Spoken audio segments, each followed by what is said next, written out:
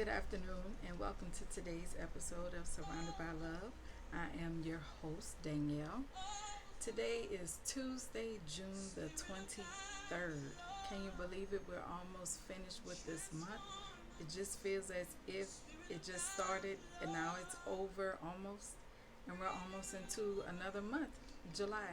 So the time is rolling fast. I mean, really at an astronomical rate. And when you think about everything, when you examine 2020, you see how much the world has changed in this year alone.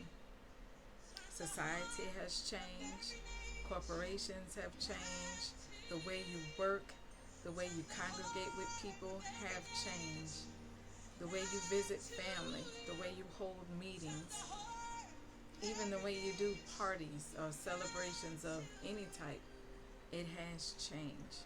The way you vacate or you want to take a vacation, that has changed. Going to the grocery store, shopping, even going to the mall, everything that was normal, everything that we had access to, probably things that we didn't even think of, more than likely that we took for granted, has now changed and has been altered. So now we have entered into this new normal. And with that being said, you may feel overwhelmed.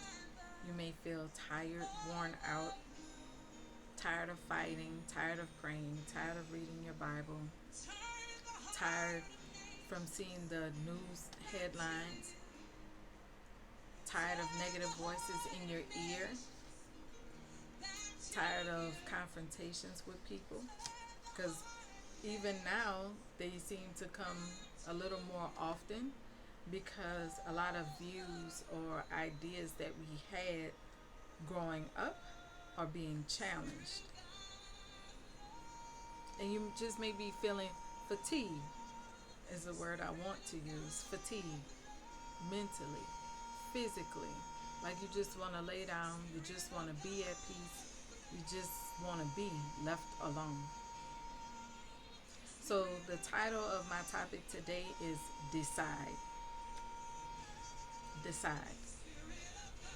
If you allow yourself to remain in that state of those feelings, you won't accomplish anything that you have set out to accomplish for this year. And as I keep repeating and telling you all, it's not that it won't happen, it will. It may come a different way than what you have expected. It may come packaged different because as you see, as everything has changed in our culture, is all being packaged differently. You just may experience it in a different way. You now have doctor visits over the internet. They're called televisits. It just may come packaged differently.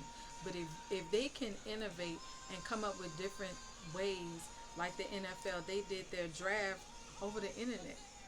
They did it like over meetings like Zoom or Microsoft Teams, I think is what they use. It still happened. It just took place in a different way. So you have to be open to what's new and what's out there. You cannot become a recluse in this season. You cannot allow yourself to remain in the cave. You're going to have to come out. And you have to make up in your mind not to give up. Make up in your mind, decide in your mind that you refuse to feel fatigue. You refuse to feel worn out and tired. Don't even let those words come out of your mouth. When something happens that you don't particularly like or care for, don't say, I'm just tired of this. Don't even let it come out of your mouth. Just don't say nothing. You can refuse it or you can allow it. It's your choice. So when I say you have to decide, it means you have to take an action, and the action is you're going to have to make a decision. And to decide means come to a resolution in the mind as a result of consideration. So you're going to have to sit back and think of your circumstances or the challenges you may be facing. Because I know for some of you, you have to make some decisions if you're living in the city. Do you go back home? Home could be a small town or the country, suburbs.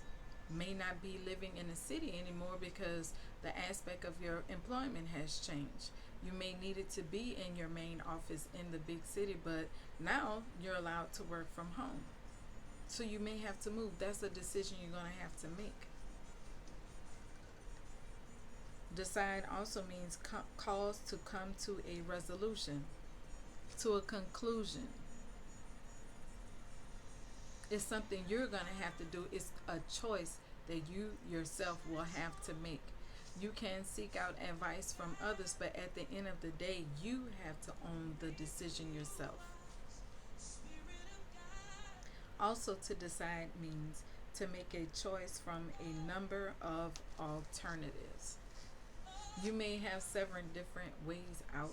You may have several different opportunities or alternatives, and you may only have two. And the two could be choosing to live, to thrive, or just exist and just continue to live in survival mode. And when I say continue to live in survival mode, that could also mean continue maneuvering through dysfunction or trauma that you have become accustomed to. That also is a choice. And at the end of the day, is no one else's decision but your own.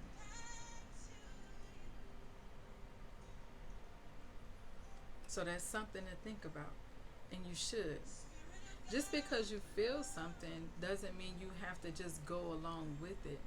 You have to develop some type of fight, because if it's something that you want for the future for your life so bad, and you want a change in your life and you want it to look different, you can't give up. How do you see yourself? How do you envision yourself? While you're laying there, do you dream of what the future will hold, the soon-to-be future will hold for you, for your life, for your family, for your corporation, your business, the ventures that you plan to accomplish or go after or begin? How do you see yourself? Do you see yourself leading the meetings? Do you see yourself giving those speeches? Do you see yourself signing your name on a dotted line on deeds to property? Do you see your business being offered on the stock market for an IPO? Do you see yourself, your brand increasing and people seeking you out to bring encouragement to their employees? Do you see your book selling? Do you see yourself using the platform that you have to bring change or to bring light or illumination to topics or situations that are being hidden from the public? How do you see it? What do you see is what's important. How do you see it? And I brought this up, and today, just reflecting, and this story came to mind, and it's in the Bible. You can look it up. It's 2 Kings chapter 7, verses 3 through 20, but I won't read it all. You can look it up. I'll just read a couple verses for you. And what I'm reading from is called the New Living Translation. And I'm beginning at verse 3, and it says, "Now there were 4 with leprosy." And leprosy, as you know, is a skin disease. So back in Israel in those days, if you were a person with leprosy, you were not allowed to live in the city because they felt that it was contagious and you could cause other people to be sick or contaminate everything that's around. And it kind of sounds like the situation that we're in now with COVID. They were sitting at the entrance of the city gates. And the city gates, the entrance of it is where decisions are made. It's where people would meet to make decisions or to settle disagreements about property or everyday matters in their culture. So they sitting down there talking, and at this time, what was going on in the kingdom They were in a time of famine.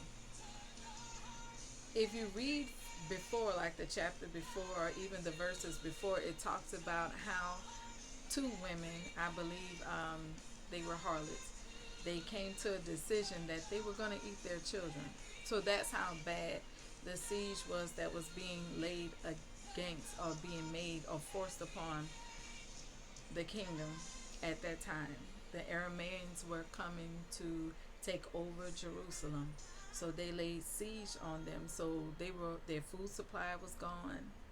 Probably water supply was low. They could not go out. They couldn't trade. They couldn't do anything because the enemy was coming in to take over. So people were in very desperate situations. And you yourself may feel like you're in a desperate situation. So this is what they said. Why should we sit here waiting to die? They asked each other. We will starve if we stay here, but with the famine in the city, we will starve if we go back there. And that's a good point to bring up, because a lot of times when you at a crossroads and you have to make a decision, you have friends, everybody do. You have people you confide in, and when you explain to them your situation, they give solutions or suggestions. And a lot of times, for the most part, it always refers you to going back somewhere you know that's not good for you.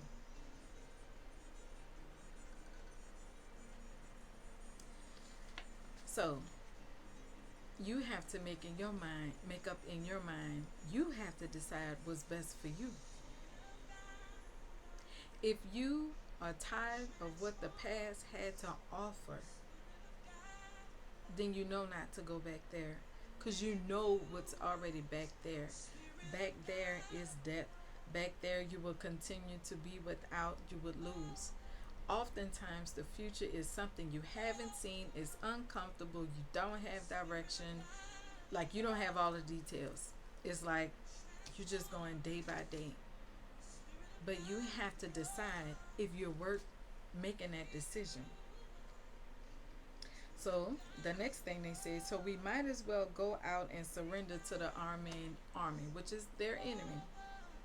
If they let us live, so much the better, because what they knew, the enemy was trying to get into the city. So for them to lay siege against the city, they had to have supplies to support their army. They weren't hungry. They were not starving. They were not without water. They had to have water. They had to have food to sustain them until they believed they were going to enter in Jerusalem. So they thought. Because if you read it for yourself, you're going to find out they didn't. But they had to have the supplies, they had to have the provisions necessary to sustain them to be victorious in their feats as they wanted to be. And then they said, if they let us live, so much the better. But if they kill us, we would have died anyway. So what they decided to do was go forward, because they knew they couldn't go back, because death was waiting back there. For you, it may be the same old things that you know you don't want to be bothered with anymore, or you know you can't grow there. Nothing has changed. Everything is the same. You desperately desire and you want something new. So if you go back to what was, how you expect to get a different result from that?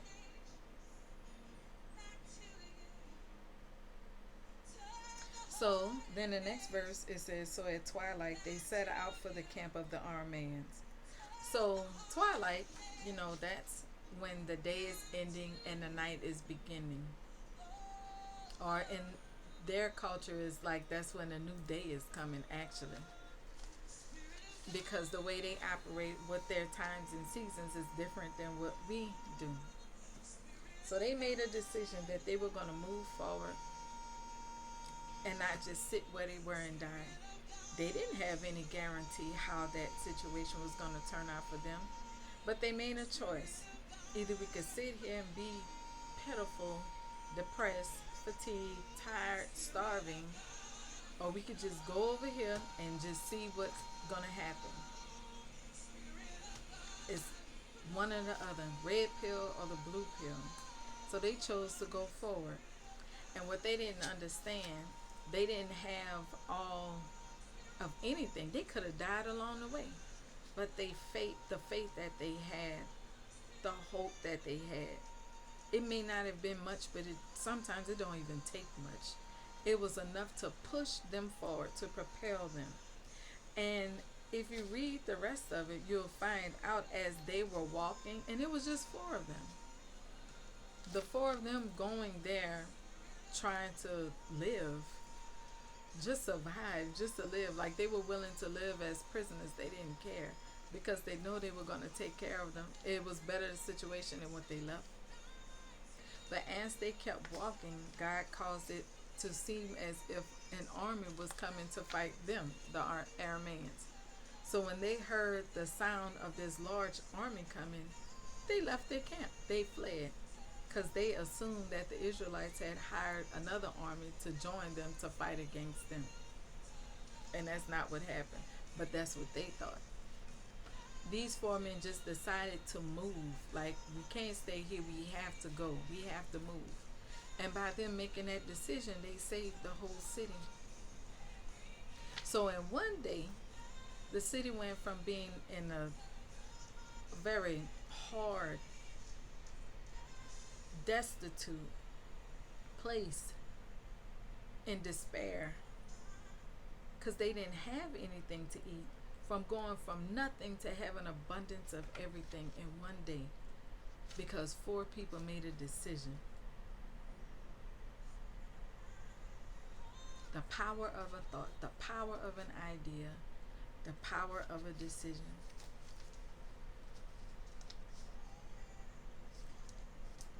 That's all I have, and that's what I'm going to leave you with. So you're going to have to decide what you do next. Thank you for your time. Thank you for joining me on today. You can feel free to follow me on social media, Instagram and Twitter. My handle is the same for both. It is at D as in Danielle, Liz, Liz as in Zebra, Caesar, Ceas as in Sam, ER. And if you have any questions or suggestions, you can email them to my email address, which is surroundedbylove20@gmail.com. That's all one word, surroundedbylove20@gmail.com.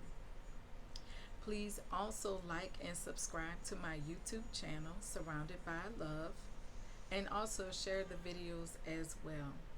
Thank you again, and I shall see you on tomorrow, and have a blessed day.